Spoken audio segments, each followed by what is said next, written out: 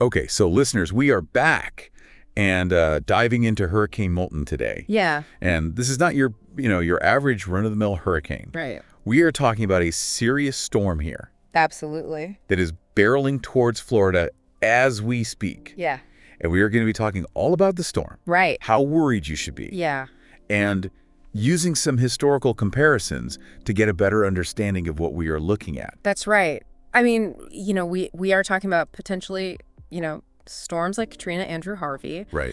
Using these as benchmarks to really understand what Milton could do. Yeah. Especially for Florida's West Coast and Tampa Bay. Yeah, because it is one thing to hear, oh, it's a Category 4 hurricane, oh, it's a Category 5 hurricane, and yeah, that is scary. Right. But what does that actually mean? Right. And today's deep dive is all about figuring out if this is going to be a glancing blow or a history-making event. Yeah, and I think, what is particularly interesting about this is that Tampa Bay, Florida, Florida is obviously no stranger to hurricanes, but Tampa Bay itself hasn't seen a direct hit from a major hurricane in over a century. Over a century. Wow. So you are talking about, infrastructure emergency plans, even the collective memory of the region. Right. Facing something completely unprecedented. Absolutely. And I think that's why, looking at the historical context is so important here. Right. We can't look at Milton in isolation. We need to understand, how it stacks up against some of the other storms that, really define hurricane preparedness today. Okay, so let's set the scene then. Yeah. What is the absolute latest on Hurricane Milton, and how is it different from, say, even just last month, Hurricane Helene? Well, so right now, as we are speaking, Milton is fluctuating between a Category 4 and 5 hurricane. Wow. With winds reaching a staggering 160 miles per hour. Wow. And one of the things that is really alarming is the rate of intensification we've seen from the storm. Right. It strengthened 75 miles an hour in a single day. In a single day. Yeah, so that rapid intensification is being fueled by unusually warm waters in the Gulf of Mexico. Right. Which is essentially like an energy drink for hurricanes. So it is not even just about how strong it is, but how quickly it is getting there. Exactly. Which I don't know if you remember with Helene, but Helene intensified very quickly as well. It did, yeah. And I think... Seems even faster. Yeah, and that's what makes it so hard to predict and prepare for. Right. When they are intensifying this quickly. Especially given, we are talking about Tampa Bay is the potential impact zone here. Yeah. What kind of damage are we talking about? Well, so we could be looking at a storm surge of 8 to 12 feet in Tampa Bay alone. Wow. To put that in perspective, that's enough to submerge a 2-story building. Wow. Combine that with the potential for 4 to 12 inches of rain on top of the flooding that many areas are still experiencing from Hurricane Helene. Yeah. You've got a recipe for catastrophic damage. Okay. Yeah, I'm still to understand why we are not just looking at, the latest weather report, but digging into the history books here. Right. Let's talk about some of these hurricanes that you mentioned, these benchmark hurricanes. Yeah. What can they tell us about Hurricane Milton's potential impact? Well, I think the one that everyone thinks about first when we talk about hurricane devastation is Hurricane Katrina. Right. It was only a Category 3 at landfall. Right. And Katrina brings up so many vivid and, heartbreaking memories for people, I think, especially when we think about the flooding in New Orleans. Right. And, New Orleans actually experienced a storm surge that was very similar to what we are projecting for Tampa Bay. Wow. And over 80% of the city was underwater. Oh, my God. And one of the things that was really, devastating about that was that the flooding lingered for weeks. Right. Imagine a similar scenario playing out in Tampa Bay, an area with millions more residents than New Orleans had back then. Right. It is almost... unimaginable, but yeah. Okay, so we've got the flooding. What about the wind damage? Right. I'm remembering Hurricane Andrew being particularly destructive. Yeah, absolutely. So Hurricane Andrew, which was a Category 5 hurricane, hit Florida in 1992. Right. And, while the storm surge wasn't as severe as Katrina, right, it just decimated homes and infrastructure, caused billions of dollars in damage. Right. It actually exposed a lot of the inadequacy in the building codes at the time, which led to significant changes in construction standards. So you are saying that even if it does weaken to a Category 3 like Katrina, it still has the potential to inflict all of this damage? Potentially, yes. Wow. Okay. But it is not just the wind and the water we have to consider. Yeah. Right? Didn't Hurricane Harvey teach us that rainfall can be just as devastating? Yeah, absolutely. And I think that's one that sometimes catches people off guard because they focus so much on the wind. Right. But Hurricane Harvey, which was only a Category 4 at landfall, dumped an astounding amount of rain on Texas, over 60 inches in some areas. Wow. And the flooding that resulted in Houston, really highlighted that hurricanes aren't just about wind speed, but the total volume of water that they unleash. Okay, so we've got Katrina's flooding, we've got Andrew's wind damage, we've got Harvey's rain as these kind of points of reference. Right. How does Hurricane Milton stack up against these infamous storms? I think what is so concerning about Milton is, as we talked about the rapid intensification, the vulnerability of Tampa Bay, and the fact that it follows so closely on the heels of Hurricane Helene. Yeah, so it is like a perfect storm of factors creating this very precarious situation. Exactly. So we've been talking about this potential storm surge of 8 to 12 feet. Right. For our listeners who maybe don't, completely grasp what that looks like, can you break down just why that is so concerning? Yeah. Especially for an area like Tampa Bay that is not used to these major hurricanes. Sure. So, it's one thing to talk about, 8 to 12 feet in terms of, a measurement on a ruler or something. Right. But, when you're talking about that much water being pushed inland by hurricane force winds, you're talking about a wall of water that is, taller than most people, surging into neighborhood streets, pushing further inland than you might expect. Right. And, Tampa Bay, with a long coastline and, many inlets, it seems particularly vulnerable to that kind of surge. It does. And I think, the geography of Tampa Bay kind of amplifies that effect even more. Right. Because you've got these shallow waters. The shape of the bay itself can kind of create this funneling effect that pushes that surge even higher as it moves inland.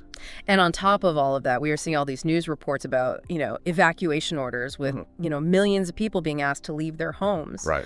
That has got to be creating a lot of uncertainty and anxiety for people. Yeah, it is a massive undertaking. I mean, we're talking about 11 counties in Florida are under mandatory evacuation orders, covering almost 5.9 million people. And it's not just those living directly on the coast that are being asked to evacuate. Right. Because you have to remember that storm surge can travel miles inland. Right. You said 5.9 million people. How does that compare to evacuations for other major hurricanes? Is that on the higher end? It is definitely one of the largest hurricane evacuations in Florida's history. Wow. To put that in perspective, that's more people than the entire population of many U.S. states. Right. So, that just underscores the sheer scale of this potential disaster. And I can only imagine the logistical challenge that creates in itself, getting that many people to safety. It's a huge logistical challenge and puts a lot of strain on resources, evacuation routes, shelters, emergency services. Right. And we're seeing in the news, too, kind of these economic impacts already starting to unfold. Gas prices are rising. People are rushing to grocery stores. Right. It seems like even before the storm hits, it's already having an impact. Yeah. And, the economic ripple effects of a hurricane like Milton are just immense. Right. And they can be felt far beyond the immediate impact zone. Right. I mean, if we just, even look back at Hurricane Katrina, it caused an estimated $125 billion in damage. Wow. Which made it the costliest hurricane in U.S. history. And that is not even taking into account, the loss of life. Right. It doesn't. Right. And it's not just about that immediate physical damage either. Right. But the disruption to businesses, the loss of tourism revenue, the strain on insurance companies, all of these things factor into that long-term economic fallout. So it is, the immediate danger is obviously, the wind and the water. Yeah. But the economic impact is something that will linger long after the storm has passed. Precisely. And it's something that, individuals, businesses, governments all need to be prepared for. So we talked a lot about the potential risks here, the historical comparisons. What does this actually mean for our listener right now? Yeah. What are the key takeaways? Well, I think the most important thing is to stay informed, be prepared, and don't underestimate the potential severity of this storm. Right. Heed those evacuation orders. If you are in an area that's been asked to evacuate, have a plan in place. Right. And just make sure that you are checking in with, your local news and weather sources. Right. To get the latest updates, because things can change very quickly. Right. And excellent advice. As we move into kind of the final part of our deep dive here, I want to kind of shift our focus to the aftermath. Okay. Because as we've seen with past hurricanes, the recovery process can be just as challenging. Oh, absolutely. If not more so than the storm itself. Right. Okay, so we have been, laser focused on this immediate threat of Hurricane Milton. Right. But as we all know, the story isn't over when the storm passes. Right. So what does that recovery process even look like, especially for a region like Tampa Bay, that hasn't faced this kind of challenge in over a century? Yeah, I mean, the recovery from a major hurricane is multifaceted and, to be frank, pretty daunting. We're talking about, rebuilding infrastructure potentially on a massive scale, right, restoring basic services, addressing the economic fallout, right, which, as we've discussed, could be significant. Yeah, and, it's easy to think about rebuilding roads and, buildings and things like that. Right.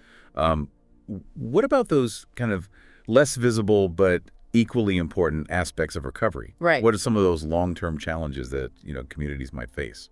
Well, you are right. It is about a lot more than bricks and mortar. Right. There's the potential for long-term health impacts, especially in areas that are dealing with flooding and water contamination. Right. Displacement is another major issue. Yeah. A lot of people may not be able to return home for weeks, months, even longer. Right.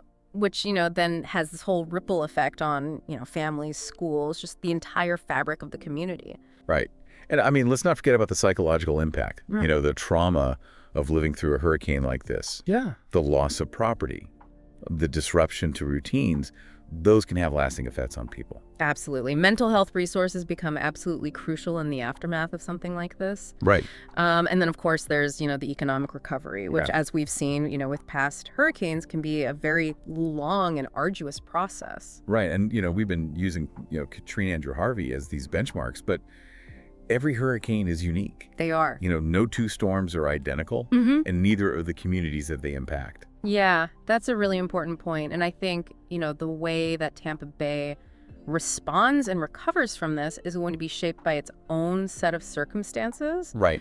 Its geography, its demographics, right, its infrastructure, its history. All of these things play a role. So while we can learn from the past, we need to acknowledge that, Hurricane Milton's story is still being written. Exactly. And that's why, it's so crucial to stay informed, to heed the warnings of local officials, and just be prepared for the unexpected. Right. Well, this deep dive, has been all about, equipping our listeners with that knowledge and the context they need to kind of navigate this evolving situation. Right. We've dug into the science. We've, compared it to history's most impactful storms. We've, explored these potential consequences. Right. And I hope it's empowered listeners to, make informed decisions for themselves and their families, not just, in the immediate future, but also in, that long road to recovery that lies ahead. Absolutely. And to wrap things up here, I want to emphasize one last point. Yeah. This isn't just a Florida story. It's not. Hurricane Milton, like all natural disasters, yeah, is a reminder of our interconnectedness, right, our shared vulnerability. Absolutely. It's a call for empathy, for preparedness, and for a collective commitment to supporting those impacted by these events, both now and in the long run. I completely agree. And on that note, we will be continuing to follow Hurricane Milton's path, and we will be back with more deep dives as the situation develops. Yeah, please stay safe out there, everyone. Until then, stay safe and stay informed.